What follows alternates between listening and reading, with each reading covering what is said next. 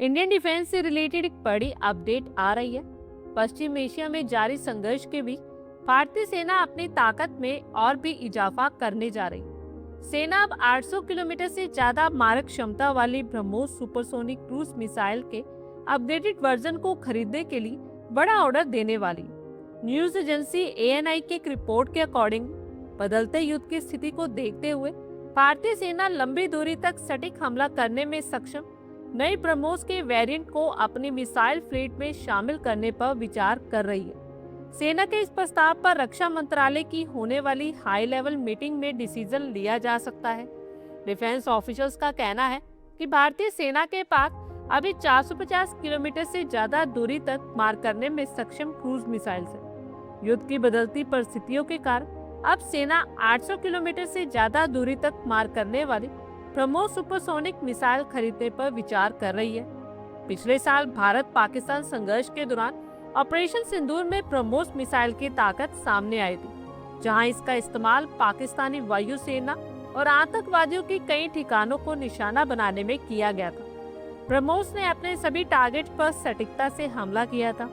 और अब आप लोग भी सोचे होंगे कि भारत को इतनी लंबी दूरी की ब्रह्मोस मिसाइल की जरूरत क्यों हुई।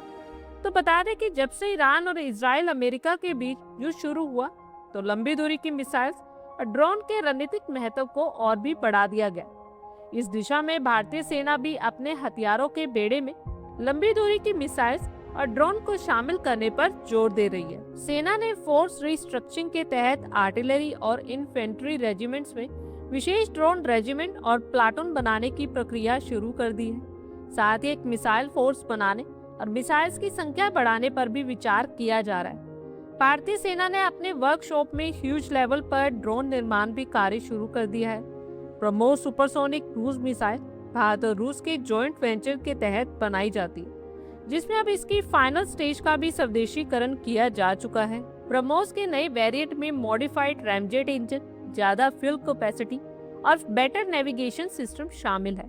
भारतीय सेना इस 800 किलोमीटर वेरिएंट के लिए बड़ा ऑर्डर देने की तैयारी में है और 2026 के अंदर इस ऑर्डर को अप्रूवल मिल सकती है और उसके बाद 2027 के एंड या 2028 की स्टार्टिंग में इस वेरिएंट के पूरा होने की उम्मीद है।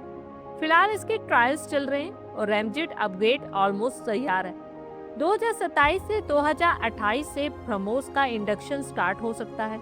ब्रह्मोस की रेंज को बढ़ाने के लिए इंजन, फ्यूल और वेट ऑप्टिमाइजेशन की नीड है। भारत अब MTCR का मेंबर बना, तब जाकर ब्रह्मोस की रेंज बढ़ाना पॉसिबल हुआ। लेकिन हर वेरिएंट की पूरी वैलिडेशन जैसे नेविगेशन, एक्यूरेसी, जैमिंग रेजिस्टेंस जरूरी है।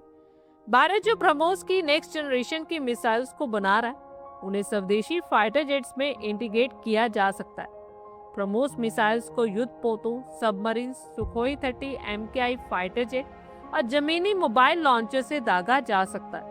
ये मैन्यूएबल है, यानी दागे जाने के बाद भी ये टारगेट बदलने पर अपना रास्ता बदल सकती है। इसका प्रोडक्शन भारत में ही किया जा रहा है और लखनऊ में इसकी प्रोडक्शन यूनिट स्थापित की गई है।